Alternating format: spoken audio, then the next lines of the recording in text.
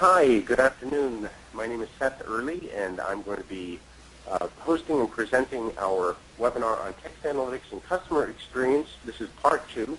We're going to be talking about getting buy-in and designing the customer analytics framework.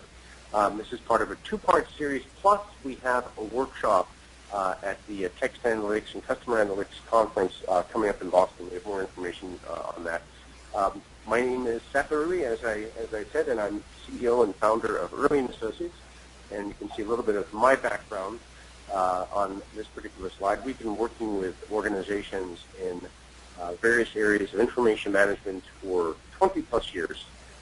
We also have Carol Borghesi with us today. Carol's actually overseas at the moment in Italy, I believe, and she's trying to get into the call, so she's not here with us at the moment, but she should be here shortly. And Carol's background is she's been a senior executive in the telecommunications industry, working in customer experience and customer support and supporting the customer journey and optimizing the customer experience for a number of organizations throughout her career. So you can see she has a very impressive background. Earley & Associates has been around since 1994. We do a lot of work in information management, as I've mentioned, taxonomy, metadata, information architecture, search strategy and implementation, content processes.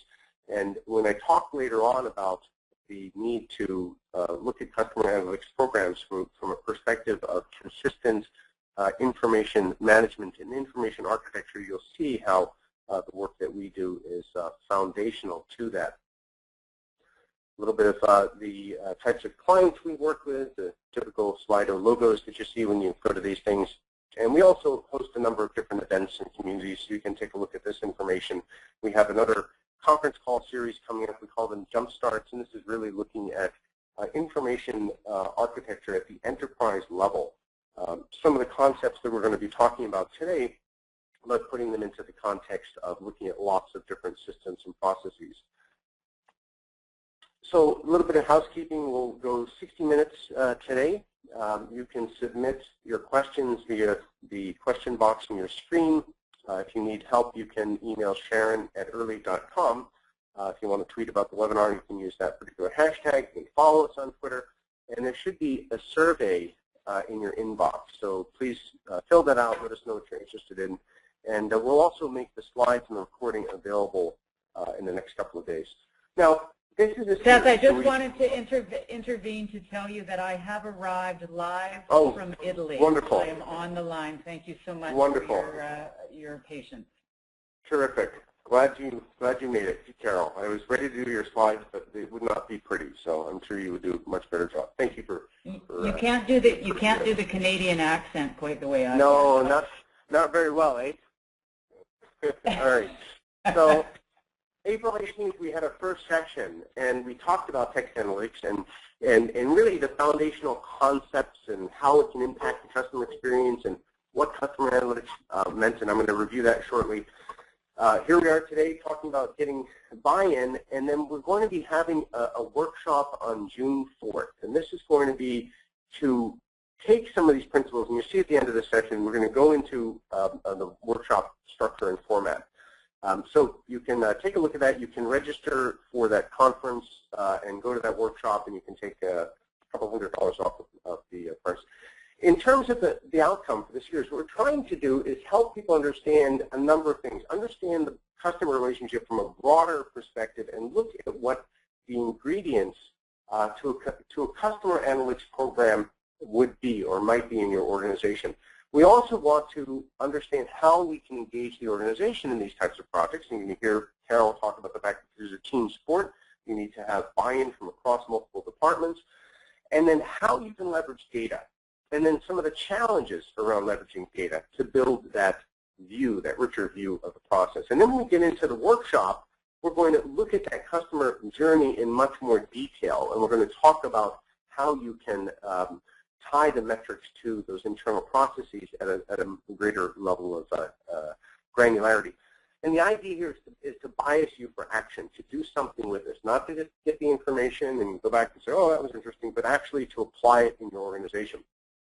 When you look at text analytics is a broad set of tools and methods and techniques. And what we're trying to do is we're trying to understand something about our customers and something about our processes so that we can do more for our customers and we can find new opportunities and so on. And at the highest level, you can use text analytics to mine unstructured information for finding customers, to do cross-sell, to do upsell, to predict or prevent certain types of problems, to understand how your customers use your products and how you can serve them, how you can make better decisions. You can use this for predictive modeling. We can use this to directly impact customer satisfaction. So there's a number of pieces that this broad toolkit will bring to the table. A number of benefits. But of course, we have to tie the specific processes to the benefits and show you how to use the tool to optimize those processes. Again, text analytics is a broad toolkit. Customer analytics is a specific application of that toolkit. Again, you can take a look at that workshop information. So let's talk about the framework. Let's talk about why we're doing this. And in this series, what we're trying to do is make connections between the tool and the application, text analytics and customer analytics. When we're trying to get across those different areas, many times you get people who are interested in the technology and they want to know detailed, deep dive into the technical aspects. And when you're trying to understand the business application, you know, those folks want to deep dive into the business application. And when you're trying to traverse those two disparate areas, you by necessity kind of have to stay at a higher level. I'm going to dig into some detail in a couple of areas, but again, we're speaking to different audiences, and so you're trying to connect the dots between those different areas. We want to show how technical approaches will solve business problems, and we're trying to show the business people what the capabilities of the technology might be, and show technical people what some of the business applications will be. And so last session, we started talking about classes of text analytics tool. We talked about the business reasons for applying text analytics to the customer experience. That is that specific application. And again, we want to make sense of unstructured information in the context of the specific business goal of impacting the customer relationship. So that's what the purpose of this approach in this series is.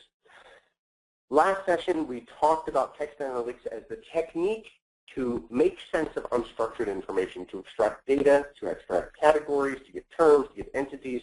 Because when you're given a mass of unstructured information, a mass of text, how do you make sense of it? You have to categorize it. You have to say what's in it. You have to talk about what the important elements are. So there are techniques of entity extraction and categorization and clustering and different things like that that will help us extract the meaning. We talked about this from the perspective of looking at different sources of information like social media. That's all sorts of unstructured text, surveys, customer reviews, service tickets, customer service calls, all of that stuff that becomes part of the voice of the customer. What's that customer experiencing? What are they saying? How are they framing their experience? And then how do we take that massive text from all those different sources and convert it into something that tells us what to do differently about the organization? We also talked about the role of big data. Why is there a big data issue? Well, because big data has a specific meaning. It's the volume, high volume content, and it's moving very quickly and comes from a variety of sources. That's the traditional, 3 V's of the big data: volume, velocity, and variety.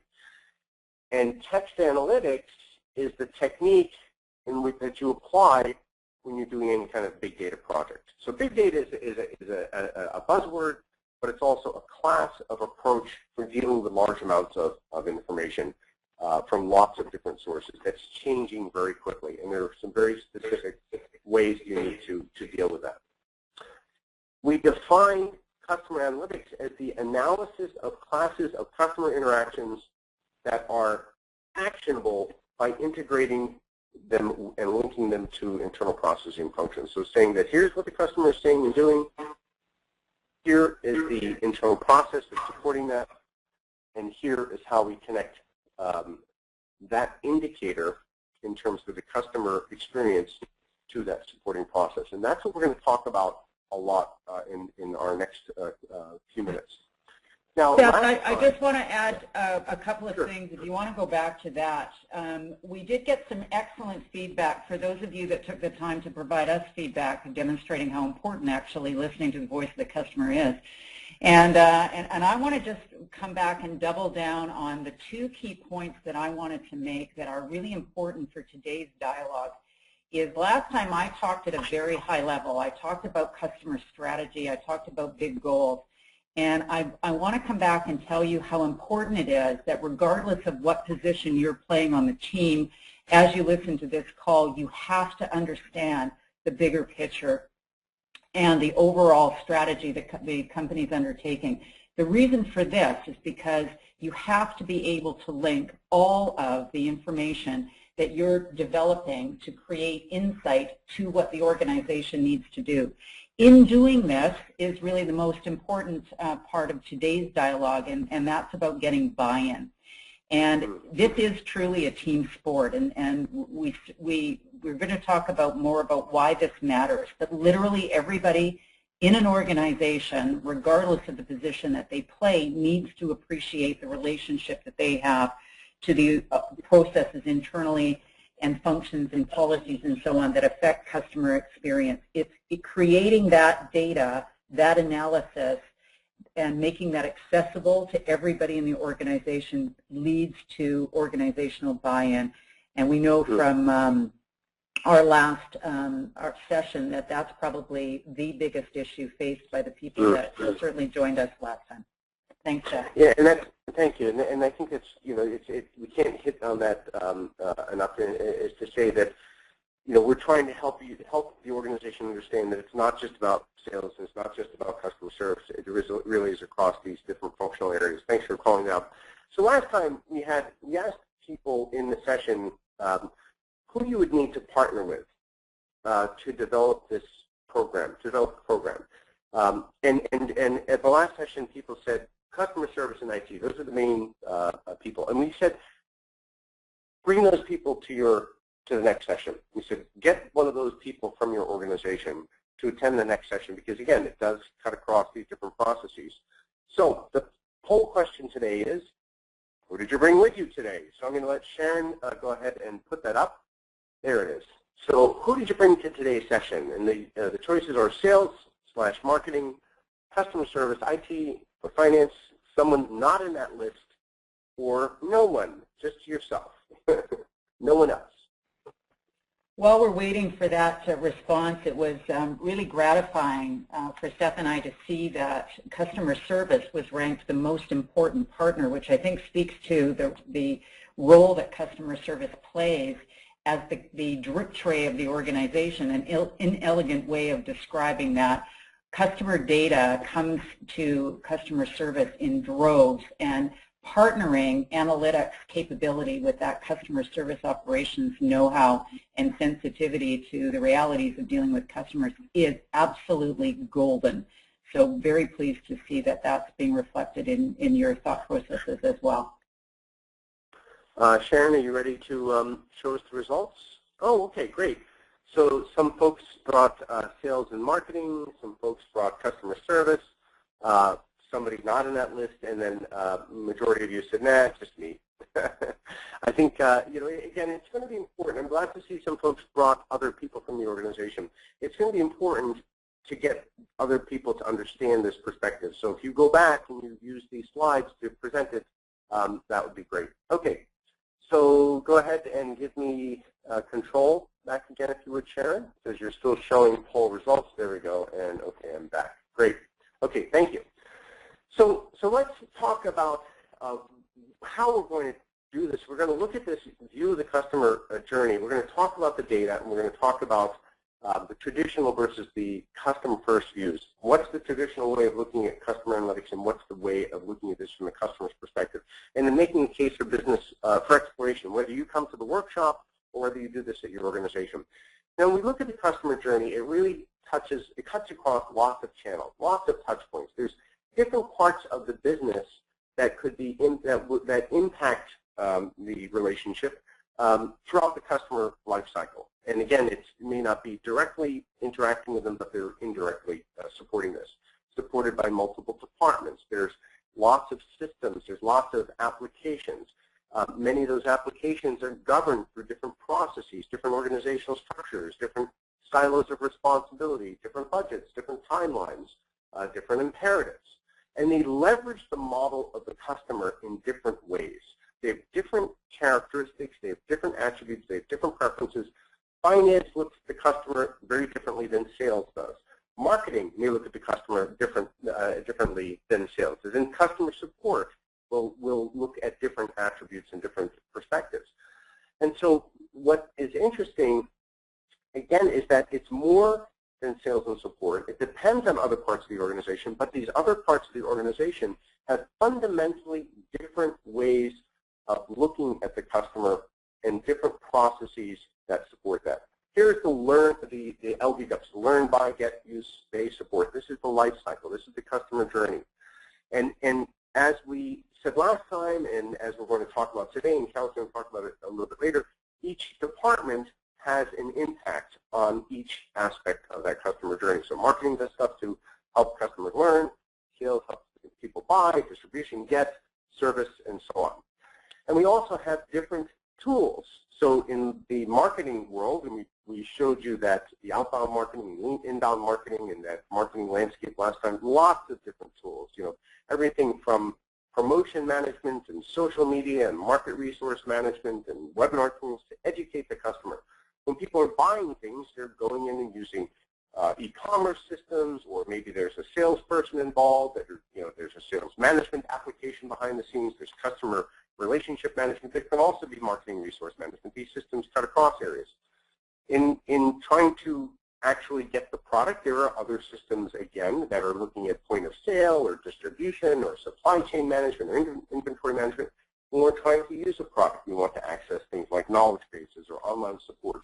And of course, if we're paying, we're interacting with financial systems, and again, when we're being supported, there's lots of different things. Now, what's interesting here, again, that's the customer experience, and this is the enterprise, these are the enterprise processes. And in between, we have all of these different systems and tools. Now, there may be commonalities. We see there's some marketing resource management. I just highlighted in purple. I have a couple of e-commerce applications that are supporting different aspects of the customer service. You might see CRM being used in different parts.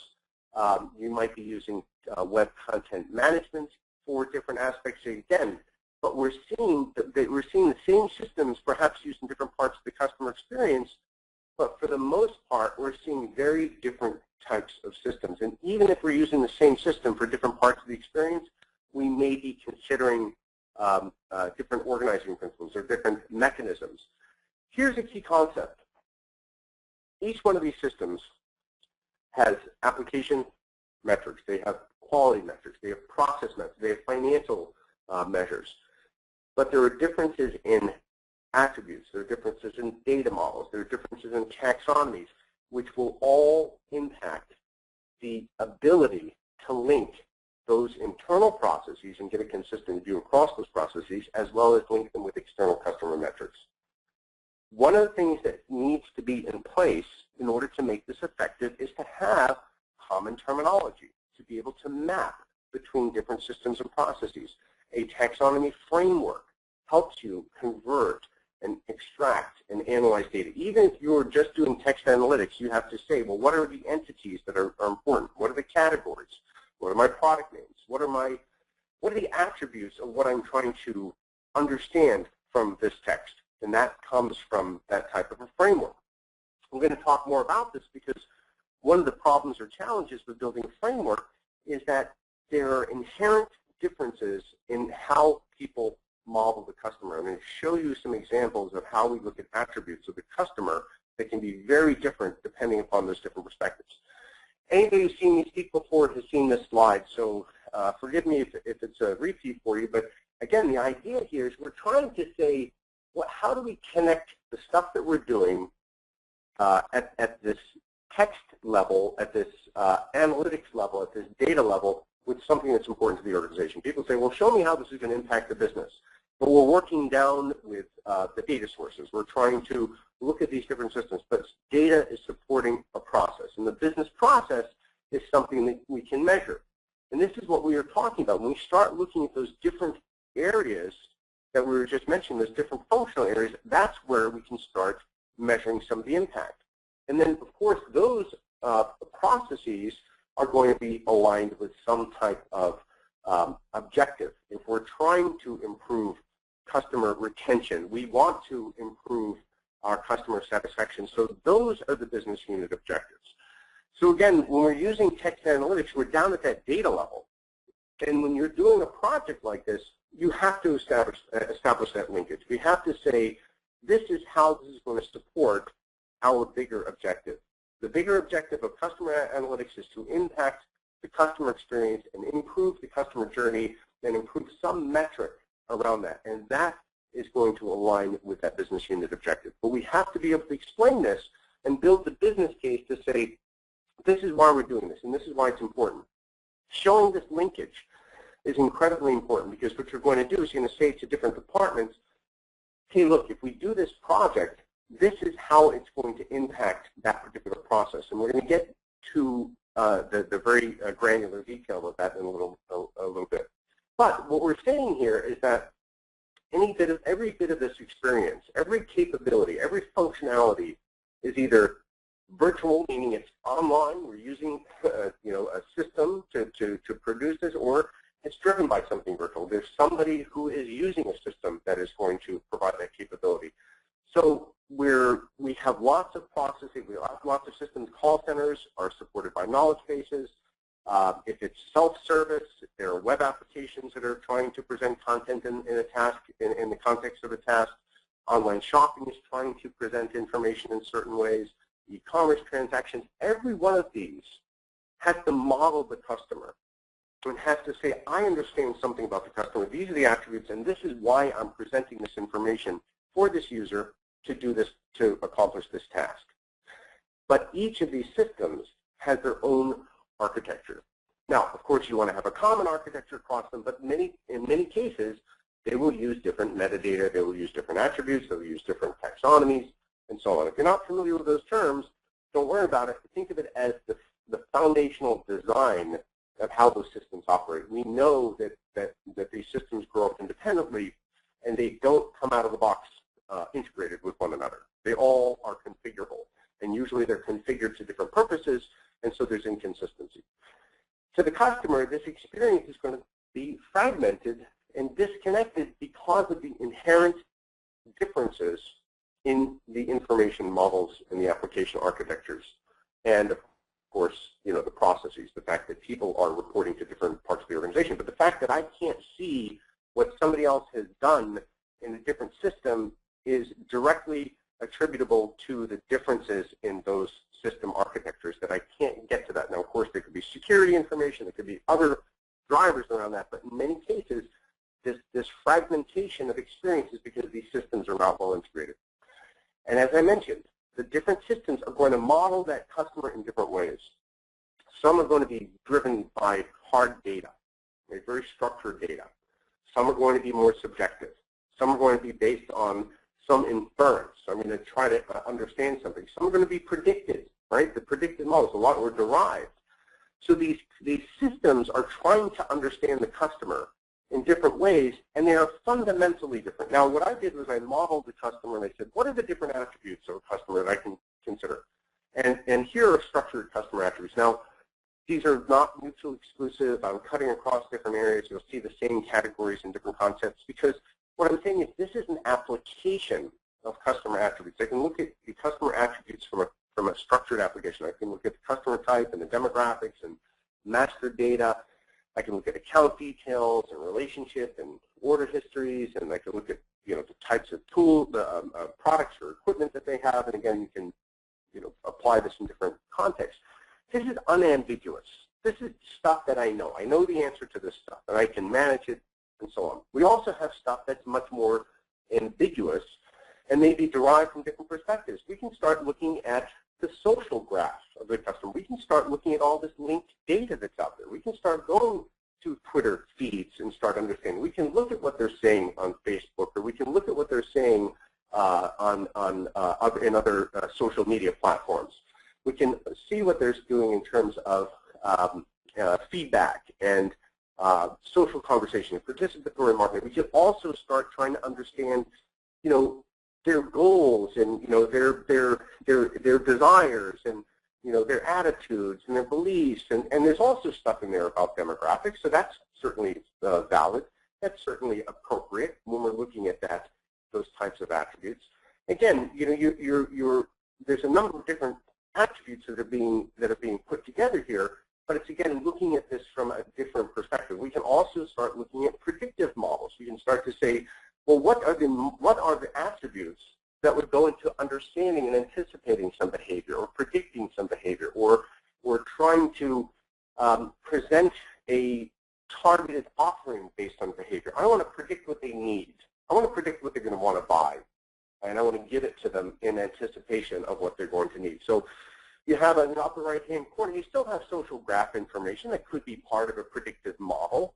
You have other things that you're trying to predict, like the likelihood to recommend, or the predicted or the lifetime value of the customer. There could be behavioral things that will help you predict what they're going to do. And then you see in the upper right-hand corner, there's ways of segmenting on a very dynamic basis. We can do things based on the historic purchasing. We could say, I'm going to put them in a segment, in a segment based on the stuff they've done over the last 6 months. Or I could do it based on the stuff they've done today, right? I could take different perspectives on that. I could segment them in different ways. I can say, I'm going to base it on some needs analysis. I'm going to say, well, people who buy these things want these other things, or people in this demographic want this. Or I'm going to start aggregating and clustering all of these other needs, and I'm going to align that with social graph data, and therefore I'm going to be able to predict something about what they're going to do. So again, these are all these attributes that could be considered from a predictive perspective.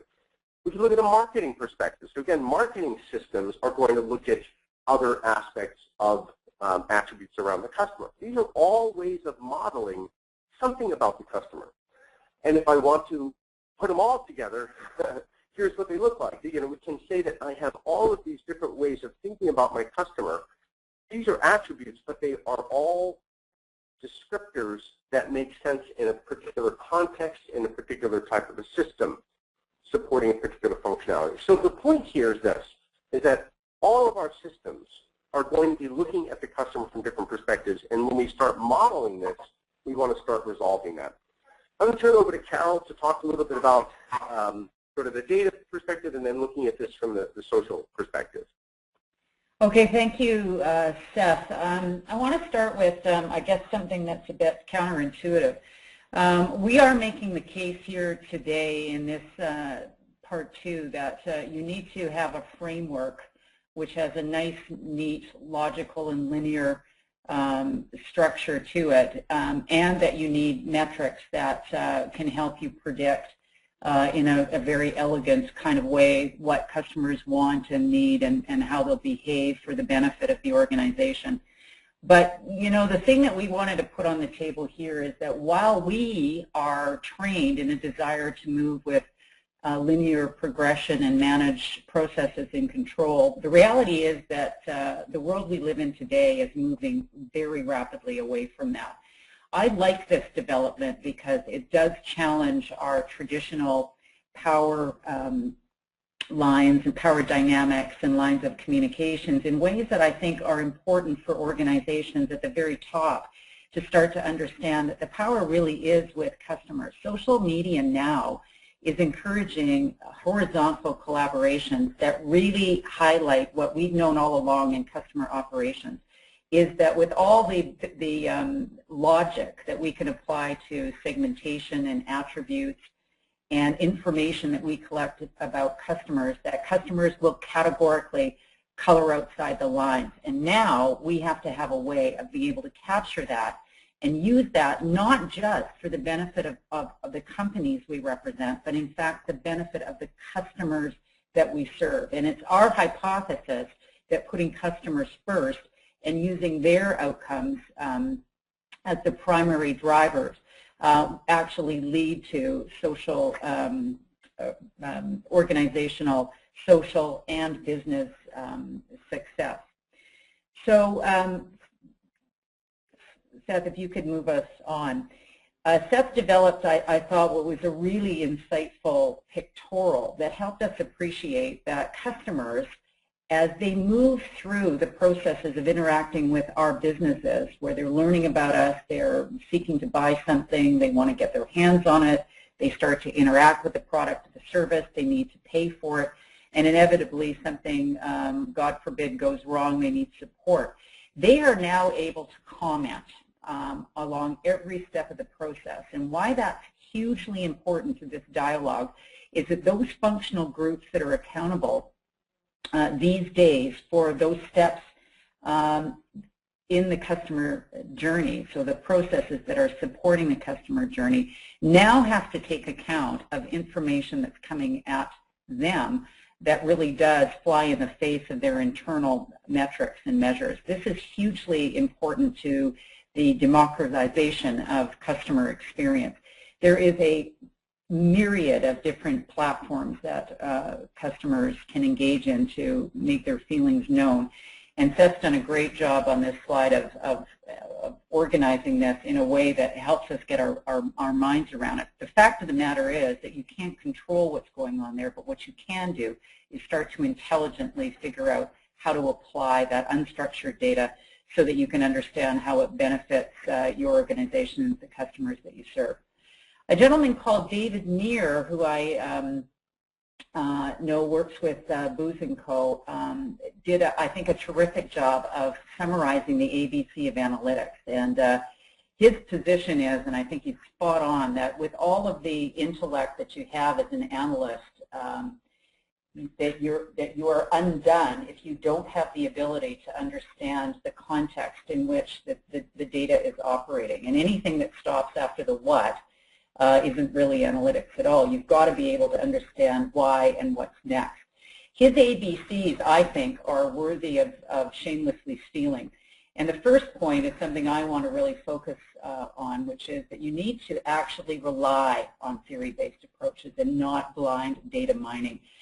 Certainly, with the advent of new tools and techniques, we get all excited about our ability to get more information, but without being able to apply that logically, you're not going to get very far.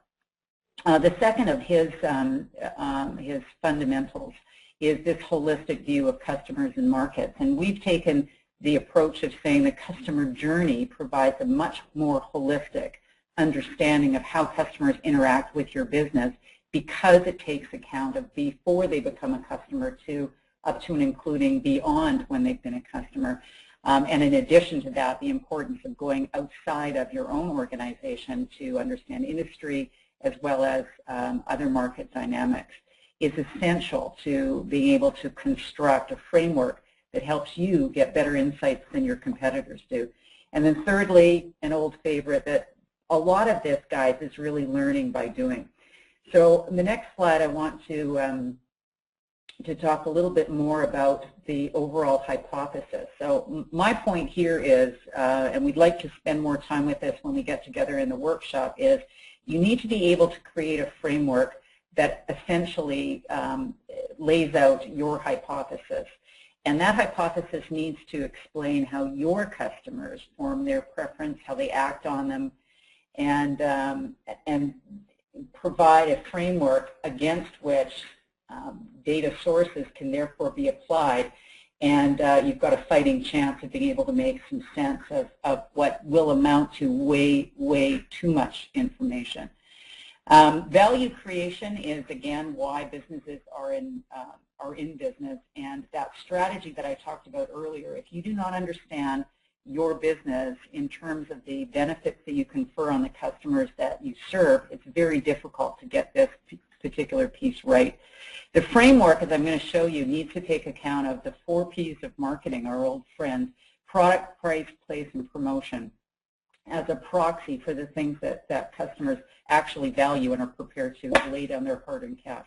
The next slide, thanks, starts to get us into what this looks like using the example of likelihood to recommend. So let me say to you, This is my hypothesis that I've worked with in my business, and this is purely as an example to try and illustrate how this can work. But I want you to be thinking about the business that you're in. Likelihood to recommend leadership is the goal that we talked about in our last session, and it is eminently quantifiable and also a fairly familiar measure out there. But frankly, likelihood to recommend unto itself means nothing unless you can understand what the drivers are of a customer's likelihood to do business with you, do more business with you, do all business with you, and to recommend you. And that really does come down to products and services, as well as pricing and transparency, brand and reputation, and contact experience. Let me also iterate, this is based on telecommunications. It is not a million miles different from businesses that I've worked with in other industries, but let me say it is specifically around that industry. Now, those drivers largely map to the steps in the customer journey. Products and services are the things that customers actually use. Pricing, if we can go back a slide, Seth, I'd appreciate it. Thank you very much. Pricing and transparency is related, of course, to the whole payment process. Learning is about how you're presented out there in terms of advertising and promotion and so on. And the real meat in the sandwich and the usual suspects, which is, I think, why we consider sales and service to be such important partners in working on customer analytics, is where customers are interacting with your organization. It is the detail underneath those drivers and those steps in the customer journey that is where all the gold is. And what I want to show you is how we use likelihood to recommend as a particular customer outcome and unpacked essentially that information to help us dig deeper and deeper into the things that were important to customers. So let's move on, and let me describe to you that the big goal that we had in this particular example in the organization that I worked with was around likelihood to recommend in the communications business. So 5-point scale, pretty easy to get your head around. Would you definitely recommend, up to and including would you definitely not recommend? And in this particular company's case, this was surveyed quarterly, around 6,000 Canadians in this particular instance. But the fact of the matter is that this particular question set was interesting to us, but didn't really help us understand why it was that customers would or would not recommend us. And if you move to the next slide, Seth, thanks. Here it comes. Next slide, thank you. The why do you say that is really, really important. So again, drivers, products and services, pricing, transparency, reputation and brand image, and contact experience are made up of sub-drivers. And these sub-drivers I've shown you here purely an example and really only to illustrate the kind of granularity that you want to get down to in a framework that helps you make sense of the kind of feedback that you get from customers. All of this, I have to say, is framed on the basis of what we determined on the strength of the information that we'd already collected about customers through surveys, through focus groups, through call monitoring, feedback from employees. And in the case of telecommunications, product and service reliability came out heads and shoulders above everything else in terms of sub-drivers. That's not to say there aren't other things that are important about communications, products, and services, but we based our hypothesis and framework on what customers were already telling us was important to them. And I won't go into all the details. If I can make a quick interjection, what I wanted to just mention is that when you start looking at these sub-drivers, you say reliability. Well, what we're doing is we're taking large amounts of text-based information and feedback, and we're saying, wait a minute, the things these people are saying, they're saying something about reliability. That's right. Or they're saying something about the pricing, or they're saying something about, and that's the categorization of that. Okay, that's the text analytics piece. So understanding these drivers and sub-drivers is really the core, the key to beginning that entity extraction and that text processing. I just wanted to point that out. Beautifully put. Completely agree. And if we move on to the next slide, let me show you that we went much further on our likelihood to recommend framework, precisely for the reasons that Seth just identified. And not only identified the key subdrivers, but went much further than that. I'm going to show you very quickly, I'm going to show you an example. But here it's important to note that not only did we identify the things that we were hearing customers talk about, but we were able to translate that into the language of the customer. This I cannot emphasize enough how important it is that in any analytics undertaking related to customers, you have to be able to stand where the customer is standing. You don't have to make this up as you go along. For organizations that are already polling, surveying, interacting with customers, this information should be readily available. It's a matter of being able to pull it into a framework that relates to the overall goals of the organization. So let's move straight into back into that example I was working on.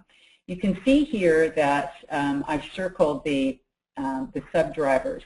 This is the area that we want you to be able to figure out how you would collect information. You've got structured and unstructured, but the more information that you can collect in these categories, the richer that your understanding will be about what the real important drivers and subdrivers are. Remembering that customer behavior, messy as it is also dynamic. These things will change, and as you're able to identify pain points for the organization through analysis, you'll be able to fix those issues, and what you'll find is that other subdrivers start to bubble to the top. So it's very important that you understand this to be a dynamic kind of structure and framework, and organize the data collection around these moving parts, if you will. The next slide, thanks, Seth, really speaks to this whole point about a team sport. So we've pointed out that the consideration set for customers is the thing that I buy from you, the product, the service, what I pay, the reputation and trustworthiness that you bring to the party as an organization, and the way that you treat me.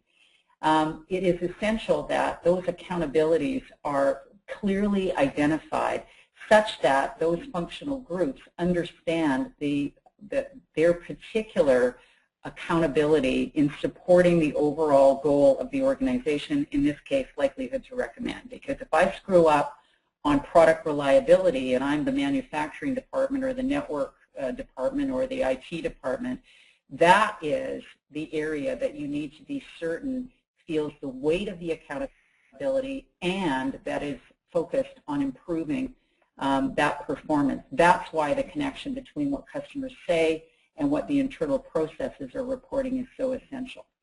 If we move then to the next slide, thanks. This really effectively says one thing and one thing only, that the customer analytics focus cannot be exclusively on process, albeit that's essentially important. And it can't just be on channels, albeit those are very essential and important. Channels being, in this instance, retail interactions, web interactions, contact center interactions, various types of correspondence, social media, and so on. It has to be a combination of both. And think of this like a customer analytics scorecard. If you're looking to ensure that you've got complete coverage of customer interactions right across channels and processes, then you're going to have to make sure that you've mapped all processes to all channels and vice versa. And treat that much like a scorecard to ensure that you've essentially covered all of those steps. Why does that matter? Because if you're only looking at call center interactions or only looking at retail interactions and not recognizing that human beings move fluidly through channels and processes and so on, you totally miss the bigger picture. The reference there, of course, to the functional accountabilities is just hammering home that every one of those operational accountabilities does have a connection back to process and channels. And again, it has to be treated as a team sport so that those functional areas are getting information and insight from the customer analytics teams such that they know how they can improve their particular role. So let's give you a live example in the last couple minutes that I've got. I've taken something that's real and maybe even relevant to you, those of you on the call. We've talked to LB GUPS. The last letter in LB GUPS is S. It stands for support, and in this particular case, we're talking about a smartphone repair process. So if you take support, the sub-process being repair, and then look at the steps that are associated with what you do in order to get a smartphone repair.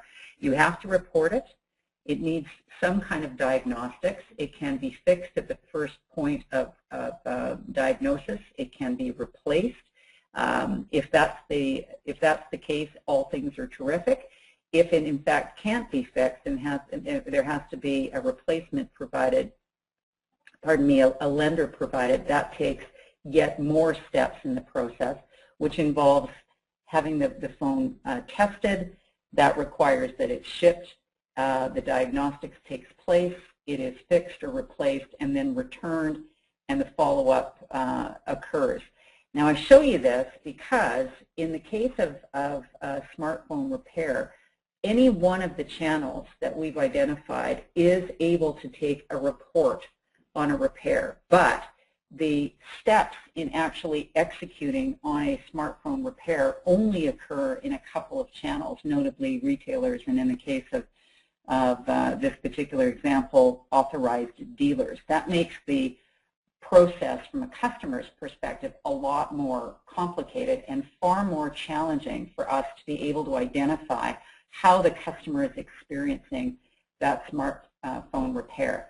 If you're wondering why on earth I would be talking about smartphone repair, particularly in the context of business goals around revenue, I can't think of anything more relevant to generating revenue for a network company than having a phone that's functional and operational and having people use it.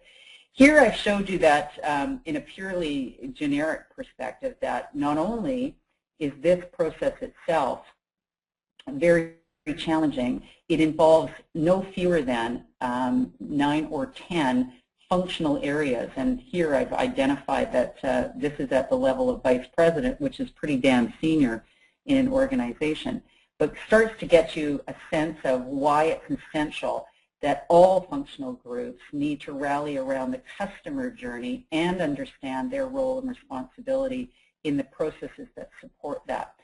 Now, when you look at repair, this is universally true. There are 3 things that come through the data that are important to customers.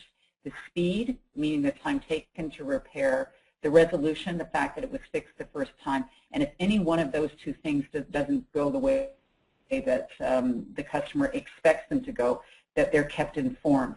Those 3 things are directly related to the overall satisfaction with repair, which in turn has an overall implication to the satisfaction with support provided with the organization, which of course has a relationship to contact and experience, and that, my friends, has a direct impact on overall likelihood to recommend. The likelihood to recommend, of course, is representative of the customer's propensity to continue to do business with you and to provide more business and, in fact, bring you other customers. That is a bottom line impact, and this gives you a sense of how you want to identify across customer journeys and functional groups and collect data that gives you that holistic picture of what it's really like to go through a repair example.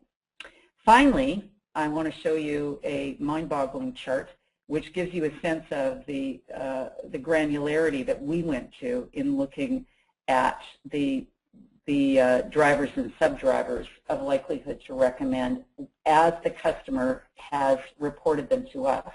All of this information we've had for years in this particular organization. We simply had never pulled it together and looked at it in the likelihood to recommend framework and then shared that right across the organization so that anybody and everybody, regardless of the position that they played on the team, really understood what the customer is saying.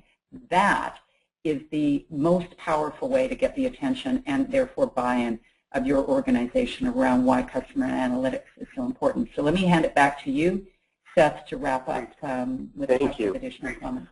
Thanks, Carol. And I think that when you start looking at these drivers and these sub-drivers, and you start looking at these process steps, what you're really doing is you're building out a model of understanding the information that you're getting. What stage of the process is this part of, and what is the nature of this information?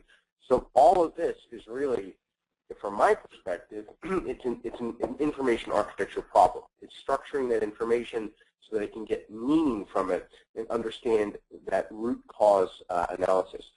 Now, the last few slides here, we're right at the end of the session, so I only want to show you this to help you understand the types of things we're going to be doing with the workshop. So talking about getting buy-in, how we can measure impact, how we can start to show people how we can measure the impact and how we can connect these metrics together. We're trying to show how a customer analytics program could be tied to other mechanisms. Lots of information on the business case. And again, this is stuff you can take a look at. You can start thinking about. This is part of your hypothesis that Carol talked about. So this is for your reference. You can get into the capabilities. This is actually the data that Carol gathered when she was getting that information from the customers. This could be done in a focus group. It could be done in a workshop. It could be done with customer proxies. But it's basically saying, what capabilities do we need to establish? What capabilities do we need to fix or improve? And then when you look at that, you have to say, what are all the systems that need to be optimized or impacted in order to deliver that capability? And then how do those systems model the customer? So you can start to look at all the different ways that you describe the customer, that you leverage the customer understanding, that you look at terminology to describe the customer, attributes that you use, and then how you leverage those attributes. Are you targeting content? Are you personalizing promotions? Are you creating that mobile experience? Are you upselling? Are you? So all of these things are based on that customer. And what we're suggesting is that when you start to do this deconstruction of the process, you can start to build out these models that will optimize the process, and then on top of that, have the metrics framework that will cause you to continuously improve the process.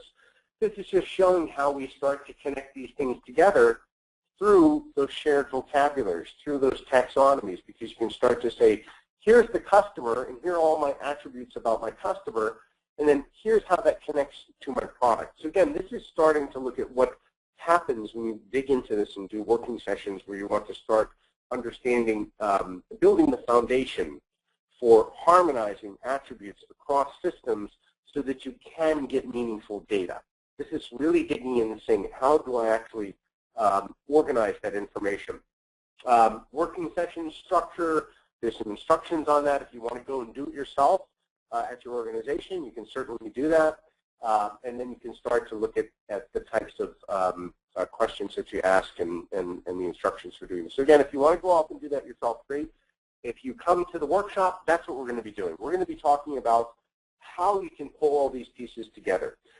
And to prepare for the workshop, you have to bring some people. You could come by yourself and work with a partner. We will have a case study if you don't bring your own data, but you want to understand what your customer strategy is. What are you trying? How are you trying to serve the customer? How does the current experience align with that strategy? And then what are the data sources that we need to support the function? And then how are we measuring? What's measured and what linkages do we need to start establishing? And that's when we start looking at those systems and saying, okay, how do each of these systems define the customer? One of the exercises is to have everybody describe their attributes for the customer. What do you think of the customer? How do you describe them? What are the important characteristics of the customer? And then what does your system or process do with that information? Again, you can still do this yourself. There's a prioritization matrix. You can start getting into getting people to work together to say, well, what capability do we want to focus on? And this is a great group exercise where you can start getting multiple people to provide a scoring and doing prioritization. So again, something else that we'll do in Boston, but there's a matrix for you to take a look at. Unfortunately, we really ran right up to the edge here. I know we had a lot of stuff. What you can do is you can send us your, what we'll do is we'll try to answer the questions offline. I know there's some questions up. Unfortunately, we didn't have time. We knew we had a lot of stuff. I hope to see you in Boston. Please fill out the survey in your inbox. Let us know if you're coming to Boston, if you want to have a discussion. If you want to bring this kind of a workshop on site to your organization separately, we can certainly do that for you. But hopefully we'll see you in Boston. If we don't see you in Boston, then perhaps you can take some of the techniques and the ideas that you learned about today and use that to start building your customer analytics program. With that, I want to thank Sharon for all of her hard work, and Carol, thank you for calling in from Italy, and thank you for your time going through the slides and putting the presentation together. I really appreciate your help. So with that, I will go ahead and end the call. Thanks, everybody, and perhaps we'll meet in Boston. Bye now. Thank you.